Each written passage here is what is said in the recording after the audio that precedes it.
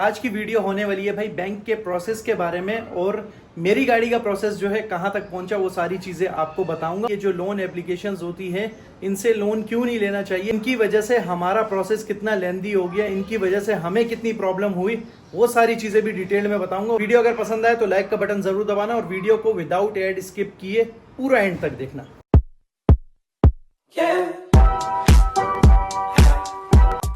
अस्सलाम वालेकुम friends, welcome back to the brand new vlog. So friends, भाई thumbnail और टाइटल से तो आपको आइडिया हो गया होगा कि आज की वीडियो होने वाली है भाई बैंक के प्रोसेस के बारे में और मेरी गाड़ी का प्रोसेस जो है कहां तक पहुंचा वो सारी चीजें आपको बताऊंगा और फाइनल मेरी गाड़ी कब तक मेरे हैंडओवर हो जाएगी वो भी आप सबको बताऊंगा, क्योंकि मेरी तरह आप सबको भी बहुत बेसब्री से इंतजार है। भाई सब दड़ादड़ कमेंट्स कर रहे होते हैं कि भाई गाड़ी का प्रोसेस कहां तक पहुंचा, गाड़ी का प्रोसेस कहां तक पहुंचा।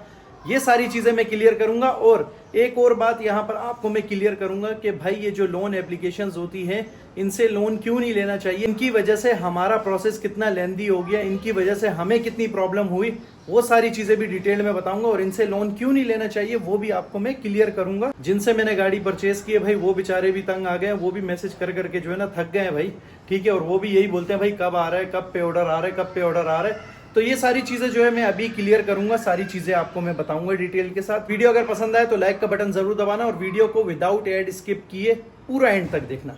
कैमरा वगैरह जो है भाई मैं सेट कर चुका हूं और बैकग्राउंड वगैरह भी ठीक ठाक आ रहा होगा, ठीक है। अगर थोड़ी बहुत लाइटिंग वाइटिंग का इशू हो तो एडजस्ट कर लेना भाई, ठीक है। तो अभी बात करते हैं भाई कि मैंने प्रोसेस कब स्टार्ट किया था और मेरे प्रोसेस को इतना टाइम क्यों लगा, क्या क्या गलतियां हुई हमसे और बैंक ने हमें इतना क्यों रुलाया, ठीक है। वो सारी चीज़ें जो है मैं अभी डिटेल से कवर करूंगा, सारी चीज़ें आपको दिखाऊंगा।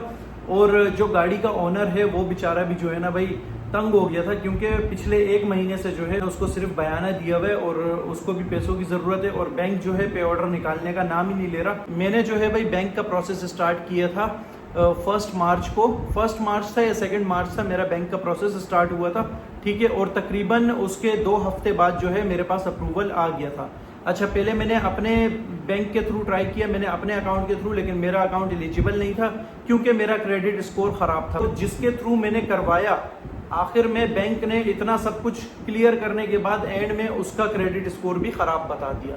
मतलब इतना लंबा प्रोसेस करने के बाद तकरीबन पौने 2 महीने के बाद, तकरीबन 2 महीने हो चुके हैं क्योंकि आज 24 तारीख है, 5-6 दिन बाद 2 महीने पूरे हो जाएंगे। 2 मार्च या 1 मार्च को अपना प्रोसेस स्टार्ट किया था। विदिन 2 वीक्स जो है भाई उस भाई के पास ईमेल रिसीव हो गई थी। अच्छा, वो जो है वो खुद बैंक एम्प्लॉय है जिसके थ्रू मैंने करवाया। अच्छा, उसने मुझ पर ट्रस्ट क्यों किया? इस वजह से कि भाई मेरा यूट्यूब चैनल है, दूसरा हमारी बातचीत अच्छी है, दोस्ती यारी बहुत अच्छी है। उसने मेरी वो वीडियो देखी थी वेंडर के साथ जो मसला हुआ था, तो उसने मुझे खुद कांटेक्ट किया। उसने बोला भाई तुम्हारे अकाउंट पे अगर नहीं हो रहा मैं कर लेता हूँ अप्लाई और जो भी होगा वो हम फिर बाद में देख लेंगे, ठीक है, एग्रीमेंट वगैरह कर लेंगे, कोई इशू नहीं है। तो उसने अपने बैंक में, बैंक ऑफ पंजाब में जो है ईमेल डाली, जो स्टाफ का एक प्रोसीजर होता है कार फाइनेंसिंग लोन के लिए, जो स्टाफ के लिए वो लोग करते हैं, ठीक है, उसके हिसाब से उनको लोन दिया जाता है। तकरीबन 2 से 3 हफ्ते बाद जब अप्रूव हुआ, अप्रूव होने के बाद उसके पास ईमेल रिसीव्ड हुई कि भाई अपने लिए गाड़ी देखना शुरू कर दो। तो फिर उसने मुझे कॉल दी कि भाई अरबाज अभी जो है ना आपको गाड़ी देखना शुरू कर देनी है, ठीक है, गाड़ी ढूंढो। यहाँ पर जो है भाई मैं ये स्क्रीनशॉट यहाँ पर लगा भी दूंगा, ठीक है। मैं प्राइवेसी को रखने के लिए थोड़ा सा क्रॉप कर दूंगा, जहाँ पर फाइनेंसिंग अमाउंट है वो सिर्फ आपको शो करूंगा।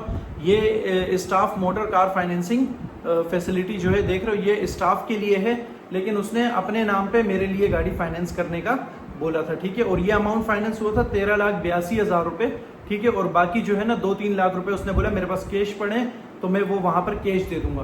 13,82,000 रुपए गाड़ी के लिए, कार के लिए जो है ना बैंक से फाइनेंस हो रहे थे। तो उसने मुझे लिमिट दी थी, जो आपका डाउन पेमेंट है उसके अंदर जो है ना 3-4 लाख रुपए मैं डाल दूंगा, मसला नहीं है, वो फिर मुझे आराम से दे देना। आप जब क्लियर करोगे गाड़ी तो उसके बाद जो हमारा एग्रीमेंट होगा उसके हिसाब से मैं आपके नाम पे ट्रांसफर करा दूंगा, ठीक है। अभी भी वही सीन है, सब कुछ सेम है। मैं सिर्फ यहाँ पर वो चीजें बता रहा हूँ कि बैंक ने हमें कहाँ पर रुलाया। ये अमाउंट बैंक ने फाइनेंस किया, ये यहाँ पर साइड पे नजर आ रहा होगा आप लोगों को, ठीक है। 13,82,000 रुपए, तकरीबन 14 लाख रुपए, ठीक है। 14 लाख रुपए फाइनेंस होने के बाद मैंने अपनी गाड़ी ढूंढना शुरू की। जिस तरह से मुझे उसने कहा कि भाई गाड़ी ढूंढना शुरू करो, मैंने ढूंढना शुरू की। तकरीबन 1 से 1.5 हफ्ता मुझे गाड़ी ढूंढने में लगा। 1 से 1.5 हफ्ता मैंने गाड़ी वाड़ी ढूंढी, सब कुछ फाइनल कर दिया, इंस्पेक्शन करवाई, सब कुछ हो गया। सारी चीजें कंप्लीट होने के बाद जब गाड़ी की फाइल हमने बैंक में सबमिट करवाई, फाइल सबमिट होने के बाद जो है भाई बैंक ने तकरीबन 1 या 1.5 हफ्ते बाद, क्योंकि बैंक ऑफ पंजाब का हेड ऑफिस जो है वो है लाहौर में। यहाँ से इनका सारा मैनुअली प्रोसेस है, कोई पीडीएफ नहीं है, कुछ भी नहीं है, कोई भी इलेक्ट्रॉनिकल वो चीज़ नहीं है, ठीक है ना, कोई भी ऑनलाइन सिस्टम अवेलेबल नहीं है, ठीक है ना, सारा मैनुअल प्रोसेस है, सारा मैनुअल। मैं खुद गया, फाइल मैंने सबमिट करवाई, ठीक है, उसके हाथ में थी, मैंने सबमिट नहीं करवाई, उसने आगे सबमिट करवाई, ठीक है, दोस्त ने। फाइल सबमिट करवाने के बाद मुझे दोस्त ने कहा 1 से 1.5 हफ्ते में जो है ना रिस्पॉन्स आ जाएगा। तकरीबन 18 से 19 दिनों बाद जो है बैंक का रिस्पॉन्स आया, क्योंकि कराची से फाइल गई थी लाहौर। लाहौर में जो है सारी चीजें चेक हुई, ECIB रिपोर्ट जो है इस बंदे की लाहौर में चेक हुई, जो कि कराची में चेक होनी चाहिए थी। वहां पर ECIB रिपोर्ट चेक हुई और स्टैंप लगा कि भाई बंदे का ECIB क्लियर नहीं है, बेशक स्टाफ है या जो भी है, ECIB क्लियर नहीं है, हम गाड़ी फाइनेंस नहीं करेंगे, ठीक है। ये बैंक ने साफ स्टैंप लगा के वापस भेज दी फाइल, ठीक है। अब यहाँ पर मसला आ गया, क्योंकि मैंने वहां पर ऑनर को भी 1,10,000 रुपए एडवांस दिया हुआ है, ठीक है, और मैं भी परेशान हो गया कि भाई अब कार फाइनेंस नहीं हो रही, ऑनर जो है एडवांस नहीं देगा रिटर्न मुझे, और मसला आ गया। अब तो मसला बढ़ चुका है और मैं इतना टाइम घर पे भी बैठा रहा हूँ, कोई काम वगैरह नहीं, कुछ भी नहीं, तो ये कैसे चलेगा भाई। मैं तो अपनी गाड़ी के आसरे में बैठा हुआ था कि चलो गाड़ी आएगी अपनी तो सुकून से करेंगे काम। फिर मेरी इससे बात हुई, इसने बोला भाई ECIB रिपोर्ट में मसला आया हुआ है, किसी वजह से आप आओ मिलो। तो मैं गया मिलने उससे, उसने मुझे सारी चीज़ें बताई, ठीक है, ECIB रिपोर्ट में कैसे मसला आया। अभी मैं आपको यहाँ पर बताता हूँ भाई कि ECIB रिपोर्ट ख़राब कैसे होती है, ठीक है। जो थोड़ी बहुत नॉलेज रखते हैं फाइनेंसिंग के हवाले से तो उनको पता होगा कि क्रेडिट स्कोर कितना मायने रखता है फाइनेंस करवाने के लिए। कोई भी चीज़ आप फाइनेंस करने जाओ मार्केट में तो क्रेडिट स्कोर आपका चेक होता है, ठीक है, उससे आपकी पूरी हिस्ट्री मालूम होती है। तो क्रेडिट स्कोर ख़राब कैसे होता है वो भी यहाँ पर पॉइंट ऐड कर देता हूँ भाई मैं, कि क्रेडिट स्कोर इस तरह से ख़राब होता है जैसे बैंक से आप लोन लो, पर्सनल लोन, होम लोन या कोई सा भी कार फाइनेंसिंग लोन, कोई सा भी लोन अप्लाई करो, बैंक आपको लोन देती है, आप उस लोन को पे बैक करने में जो है ना टाइम लगाते हो। जैसे अगर 1 महीने का टाइम था तो आपने 2 महीने लगाए, 3 महीने लगाए, तो फिर बैंक जो है ना आपकी रिपोर्ट तैयार करता है और वो जो है ना ECIB में दे देता है, जिसकी वजह से आपका रिकॉर्ड गंदा हो जाता है पूरा। ECIB में नाम आने का मतलब ये है कि फिर सारे बैंक आपका वो देख सकते हैं, रिपोर्ट देखने के बाद आपको कोई भी ना लोन देगा ना कोई चीज़ फाइनेंस करेगा आपके लिए। तो बहुत मसले होते हैं ECIB रिपोर्ट की वजह से, ठीक है।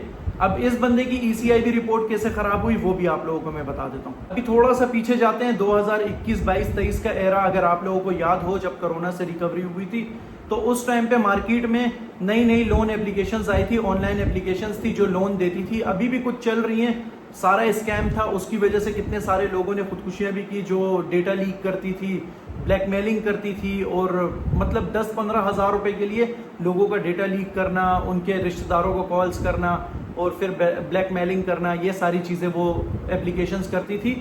वो क्योंकि एफिलिएटेड थी स्टेट बैंक के साथ, उनकी रिपोर्ट भी ECIB में जमा होती थी। इस बंदे ने शायद उस टाइम पे 2022-23 के एरा में कोई लोन वोन लिया था जो कि जिसकी अमाउंट थी 9 से 10 हज़ार रुपये, जो कि अभी बढ़ते बढ़ते तकरीबन 45 से 50 हज़ार के अराउंड हो गई थी, ठीक है। उस टाइम पे इसने लोन अप्लाई किया था और वो लोन इसको विद इन 2 डेज मिल भी गया था, इसने यूज़ भी कर लिया था, लेकिन बैक नहीं, वो रिटर्न नहीं किया इसने।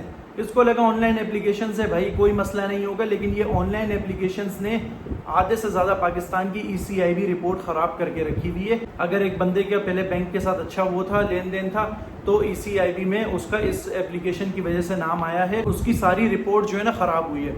अब उस बंदे को कोई भी जो है ना लोन देता है, ना कोई गाड़ी फाइनेंस करता है, कोई भी ऐसी फैसिलिटी अब वो अवेल नहीं कर सकता। उस टाइम पे ये एप्लीकेशंस आई थी और इन्होंने लोन देना शुरू किया था सबको, इसने भी शायद ले लिया उस टाइम पे, और उस टाइम के बाद जो है ना इसको वापस रिटर्न करना था, लेकिन उस टाइम पे काफ़ी सारी एप्लीकेशंस बंद भी हो गई थी, जिनमें से एक जो है ये वाली एप्लीकेशन थी जिससे इन्होंने लोन लिया था, ठीक है, और वो एप्लीकेशन भी बंद हो गई थी। अब इनको रिटर्न करना था लोन, लेकिन बंद हो गई एप्लीकेशन। इन्होंने भी बोला भाई चिल माहौल है, अब आ गए पैसे खा लिए तो रिटर्न क्या ही करना, एप्लीकेशन ही बंद हो गई। अब उसका इम्पैक्ट सारा जो है ना यहाँ पर निकला है। अब जाके पता लगा है कि भाई उनकी 9-10 हज़ार की रकम से जो है ना इसकी पूरी क्रेडिट हिस्ट्री ख़राब हुई हुई है, ठीक है। उसके बाद हमने वो जो आउटस्टैंडिंग्स थे जो 47,000 के अराउंड बन रहे थे, वो चढ़ते चढ़ते वो सारा सूद चढ़ा हुआ था, ठीक है, वो सारा जमा करवाया। वो जमा करवाने के बाद उनसे NOC लिया, NOC हमने फिर अटैच किया, वो रिटर्न हमने फाइल भेजी लाहौर जाने के बाद जो है 1 हफ्ता तकरीबन दोबारा से पूरी क्रेडिट हिस्ट्री चेक हुई है, NOC वगैरह उन्होंने रीड किया है, और वहाँ पर हमने क्लॉज भी ऐड करवाए थे कि भाई मार्केट से जो है एप्लीकेशन ही डिलीट हो गई थी, तो हम कैसे पे करते फिर रिटर्न। तो उसमें एक जेन्युइन रीज़न था जिसकी वजह से फिर बैंक ने स्टैंप लगा दी। फाइनली स्टैंप तो लग चुकी है, और इतने सारे मुश्किलात के बाद भाई ये पिछले 4-5 दिन से जो हम कराची की गर्मी में जो है बैंक के चक्कर काट रहे हैं। बैंक इतना जलील करके रखते हैं ना बंदे को, इतना जलील क्या बताऊं, पूछो मत, इतना जलील करते हैं, इतना जलील पूछो मत। अच्छा, क्रेडिट हिस्ट्री आप सब कैसे चेक कर सकते हो वो भी आपको बता देता हूँ भाई। घर बैठे बैठे जो है ना, आप घर बैठे बैठे चेक कर सकते हो अपनी क्रेडिट हिस्ट्री। मेरे ख्याल से 180 से 200 रुपए खर्चा आता है इसको चेक करने पे, ठीक है। और उसमें ये भी पता लग जाता है अगर आपने किसी से लोन लिया था, कभी लिया भी था और आप भूल गए हो पे करना, तो वहां पर वो भी आ जाता है आपने किन से लोन लिया था और क्या क्या कितना लोन लिया था, अब कितना पे करना है आपको, वो सारी चीजें वहां पर आ जाती है। क्रेडिट स्कोर चेक करने के लिए 2-3 एप्लीकेशंस हैं जो एफिलेटेड है स्टेट बैंक से। एक तस्दीक नाम से एप्लीकेशन आती है, उसका लोगो यहाँ पर साइड पे मैं शो भी कर दूंगा। वो एप्लीकेशन ऑथेंटिक है, उस पर आपको रिपोर्ट 100% एक्यूरेट मिलती है, ठीक है। वो 200 रुपये चार्ज करते हैं, तो आप उसमें लॉगिन करें और अपना क्रेडिट स्कोर चेक करें आप एलिजिबल है या नहीं। तकरीबन क्रेडिट स्कोर जो है 400 से ऊपर होना चाहिए।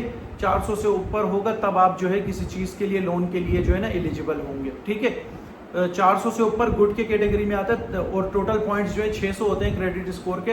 अगर आपका 300 या 400 से 399 भी है ना, फिर भी आप बैड कैटेगरी में आते हो, फिर भी आपको वो फाइनेंस नहीं करके देते कोई सी भी चीज़। सब जाके अपना अपना क्रेडिट स्कोर चेक करो, बहुत अच्छी चीज़ है भाई। पता लग जाता है इंसान का कोई लोन अगर पेंडिंग है तो वो पे हो जाता है टाइम से, तो आगे सूद आपके ऊपर ज़्यादा नहीं चढ़ेगा, ठीक है ना। ये सारा चक्कर तब हुआ था जब एप्लीकेशंस आई थी, लोगों ने एप्लीकेशन से लोन लिए हुए थे और दोबारा पे नहीं किए, पे बैक नहीं किए। तो उसके बाद जो है ना लोग तो चिल होके बैठे हुए थे कि भाई कोई सीन नहीं है, अब तो चली गई एप्लीकेशन ही मार्केट से, लेकिन वो एफिलेटेड थी स्टेट बैंक से, तो जिसकी वजह से ECIB में सबके नाम आ गए। ये चीज़ें जो है भाई आपको समझ में आ गई होंगी, क्लियर हो गई होंगी कि बैंक किन किन चीज़ों को चेक करते हैं। अब बैंक की यहाँ पर गलती क्या थी कि भाई बैंक को जो है, जो बैंक ने हमारा 1.5-2 हफ्ते एक्स्ट्रा टाइम ज़ाया किया। बैंक को चाहिए था डे 1 से जो है ना क्रेडिट स्कोर सबसे पहले चेक करते। इन्होंने जो है स्टाफ मेंबर होने की वजह से जो है ना चेक नहीं किया कि स्टाफ मेंबर है ठीक ही होगा, तो उसके चक्कर में फाइल आगे भेज दी। आगे से तो टीम ने चेक करके रिटर्न कर दी फिर फाइल, तो इस वजह से बहुत सारे मसले हुए। तो ये जो टाइम ज़ाया हुआ ये ज़ाया ना होता अगर डे 1 पे ही हमारा क्रेडिट स्कोर चेक होके बैंक हमें बता देता, तो हम वो सारा प्रोसेस उसी डे 1 से स्टार्ट कर लेते, वो सारा प्रोसेस कंप्लीट हो जाता, ठीक है। कि NOC पे स्टैंप भी लग के आ चुकी है। अभी पे ऑर्डर का जो टाइम दिया है हमें बैंक ने, वो दिया है तकरीबन 1.5 हफ्ते का। तो मेरी ऑनर से भी बात हुई थी, ऑनर भी बेचारा परेशान है, उसकी भी मैं वॉइसेस आपको सुना देता हूँ भाई, सुनो वो बेचारा इतना परेशान था। ये देखो भाई, मुझे बताएं अपडेट करें क्या सीन है। उससे बोला भाई टाइम बता दे, एक टाइम बता दे भाई, इस दिन हर चीज़ हो जाएगी। उसको बोला भाई कंफर्म कर, एक टाइम बताए, हफ्ता लगेगा 10 दिन लग रहे हैं, वो एक टाइम बताए, एक ज़बान दें जिससे हम भी आगे फिर ना जवाब दे सकें। बोल रहे भाई एक टाइम, तो अभी तो मैंने उनको कल एक टाइम दे दिया कि भाई 1.5 हफ्ते का हमें टाइम दिया, तकरीबन 12 दिन का, 10 से 12 दिन का टाइम है हमारे पास, ठीक है। बैंक ने बोला पे ऑर्डर इशू हो जाएगा 10 से 12 दिन में। अब मेरा प्रोसेस भाई इतना कॉम्प्लिकेटेड था, जिस भाई ने मेरे लिए अप्लाई किया उनका तो बहुत बहुत शुक्रिया, उन्होंने अपनी तरफ से वो आउटस्टैंडिंग्स भी क्लियर कर दी, और सब कुछ मेरी वजह से जो है ना उन्होंने करना पड़ा उनको, फिर ना उन्होंने सपोर्ट किया अपनी तरफ से, अच्छे से सपोर्ट किया। बाकी भाई आप लोग जाके ज़रूर चेक करो, अभी से चेक करो। अगर इन फ्यूचर आपका कोई प्लान है कि फाइनेंस करवानी है गाड़ी या कुछ भी करवाना है या लोन चाहिए, कुछ भी चाहिए, अभी से चेक करो और क्रेडिट स्कोर अपना मेंटेन रखो। और इसके पास एडवांटेज ये था, ये बैंक मेंबर था, इसलिए इसका NOC पे काम हो गया। अगर आपकी या मेरी न्यूट्रल बंदे की क्रेडिट हिस्ट्री ख़राब है तो फिर NOC पे भी काम नहीं होता, ये बात भी यहाँ पर मेंशन कर दूँ। आप सबकी दुआओं से जो है भाई मेरा काम तकरीबन एंड हो चुका है, तकरीबन कंप्लीट हो चुका है मेरा काम, और आप सबकी दुआएं थी, ये सारे रास्ते इसलिए निकलते गए। मेहनत बहुत लगी, भाग दौड़ बहुत ज़्यादा हुई है। इस वीडियो बनाने का मकसद ये है कि आप लोग ये सारी चीज़ें पहले से अरेंज करके रखो, सारी चीज़ें पहले से चेक करके रखो, ताकि आप लोगों को कोई प्रॉब्लम ना हो आगे फ्यूचर में, ठीक है। अगर किसी का इरादा है फ्यूचर में गाड़ी फाइनेंस करने का या लोन उठाने का, तो ये सारी चीज़ें पहले से सब कुछ जो है ना समेट के रखो, ताकि बाद में ये जो कचरा फैला हुआ होता है ना एंड में जो समेटना होता है वो बहुत मुश्किल हो जाता है, बहुत ज़्यादा मुश्किल होती है। यहाँ जो है भाई मैं एक स्पेशल थैंक्स ऐड करना चाहूँगा, ठीक है, अपने फ्रेंड के लिए जो मेरे साथ खड़ा रहा, जिसने अपना अकाउंट यूज़ किया मेरे लिए, ठीक है, मेरे लिए गाड़ी फाइनेंस करने के लिए इतनी भाग दौड़ की, वो बेचारा भी मेरे साथ बराबर ख्वार होता रहा है, ठीक है।